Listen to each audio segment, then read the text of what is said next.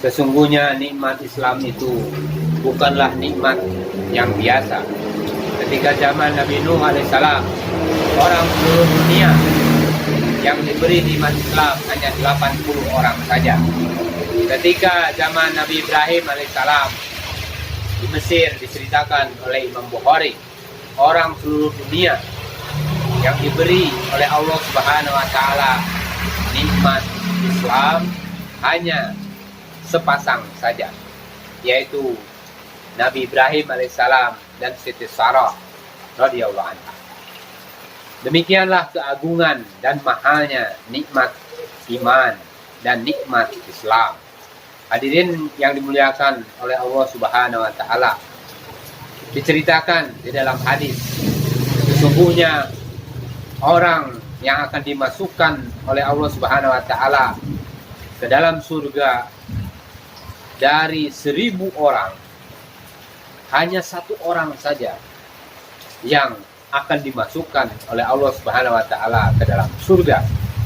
Adapun yang 999 orang dimasukkan ke dalam neraka. Hadirin yang dimuliakan Allah Subhanahu wa taala, ketika manusia dikumpulkan di padang mahsyar, Allah Subhanahu wa taala berfirman kepada kakek kita Nabi Adam alaihissalam, "Wahai Adam, kirimkanlah dari anak cucumu bagian untuk neraka." Maka Nabi Adam alaihissalam bertanya, "Ya Allah, berapa orang yang harus dikirimkan ke neraka?" Maka Allah Subhanahu wa taala berfirman, "Wahai Adam, setiap 1000 orang 999 kirimkanlah ke dalam neraka." Hadirin yang mulia, dimanapun saudara-saudara sekalian berada, demikianlah pentingnya iman, demikianlah mahalnya nikmat iman dan Islam. Oleh karena itu, maka kita harus banyak-banyak bersyukur kepada Allah Subhanahu wa taala dengan nikmat iman dan nikmat Islam ini. Jangan sampai kita tertipu dengan keadaan-keadaan. Jangan sampai kita tertipu dengan segala macam suasana di sekitar kita. Segala sesuatu bisa kita korbankan. Tapi kita jangan sampai mengorbankan iman kita. Jangan sampai mengorbankan Islam kita. Maka kita akan celaka selama-lamanya kalau kita berani mengorbankan iman dan Islam kita. Tapi bila kita kehilangan dunia dengan seluruh isinya umpamanya, selagi iman dan Islam masih ada dalam hati kita, selagi iman dan Islam masih ada dalam diri kita, kita akan menjadi semulia-mulianya manusia.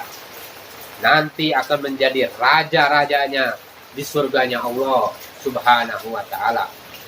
Hadirin, saudara-saudara sekalian, dimanapun saudara-saudara berada, bagaimana supaya nikmat iman dan nikmat Islam ini supaya menetap di dalam hati kita? Maka di antara usahanya yaitu kita mensyukuri nikmat Allah Subhanahu wa taala. Kita harus mensyukuri nikmat iman kita, nikmat Islam kita.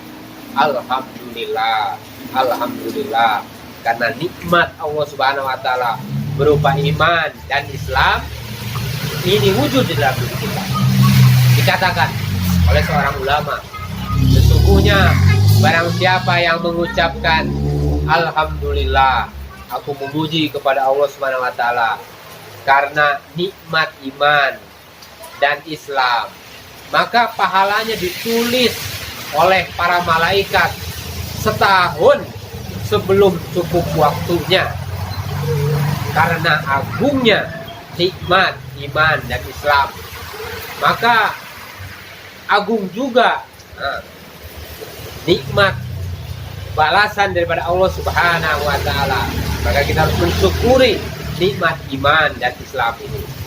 Saudara-saudara yang dimuliakan Allah Subhanahu wa taala, dan di antara cara supaya nikmat iman dan Islam tetap di dalam hati kita, sampai kita meninggal dunia adalah dengan mencintai orang-orang iman, dengan cara mencintai orang-orang Islam, mencintai orang-orang yang soleh, mencintai para wali, mencintai para ulama. Karena apa? Karena sesungguhnya baginda Nabi Shallallahu Alaihi Wasallam bersabda yang mafhumnya, sesungguhnya seseorang itu besok di akhirat maka dia akan dikumpulkan bersama dengan orang-orang yang dia cintai, bersama dengan orang-orang yang dia cintai. Hadirin yang dimuliakan oleh Allah Subhanahu wa taala, dikatakan oleh para ulama bahwa di antara tanda seseorang itu akan meninggal dunia dalam keadaan su'ul khatimah atau mati tidak di dalam keadaan iman, mati tidak di dalam keadaan Islam, adalah bila di dalam hatinya ada kebencian kepada orang-orang soleh, ada kebencian kepada orang-orang ahlul iman, ada kebencian kepada orang-orang yang dikaruniai iman. Dan di antara tanda-tanda seseorang itu akan meninggal dunia dalam keadaan husnul khatimah atau meninggal di dalam keadaan yang baik, di dalam keadaan iman dan Islam, adalah orang dalam hatinya selalu timbul kecintaan kepada orang-orang iman, kecintaan kepada baginda Nabi Sallallahu Alaihi Wasallam, kecintaan kepada para sahabat radhiyallahu anhum, kecintaan terhadap seluruh orang-orang yang ada hubungannya dengan baginda Nabi Sallallahu Alaihi Wasallam, dengan para sahabat, dengan orang-orang yang soleh, dengan para ulama. Maka hadirin yang dimuliakan Allah Subhanahu wa taala, dan salah satu cara supaya iman dan Islam tetap di dalam hati kita, maka kita harus senantiasa berdoa kepada Allah Subhanahu wa taala sebagaimana doa baginda Nabi Sallallahu Alaihi Wasallam. Ya Allah, ya muqallibal qulub, ya Allah yang membolak-balikan hati, tetapkanlah hati ini di dalam agamamu. Tetapkanlah hati ini di dalam agamamu, istiqomahkanlah kami di dalam agamamu. Semoga Allah Subhanahu wa taala memberikan kekuatan kepada iman dan Islam kita. Amin. Amin ya rabbal alamin.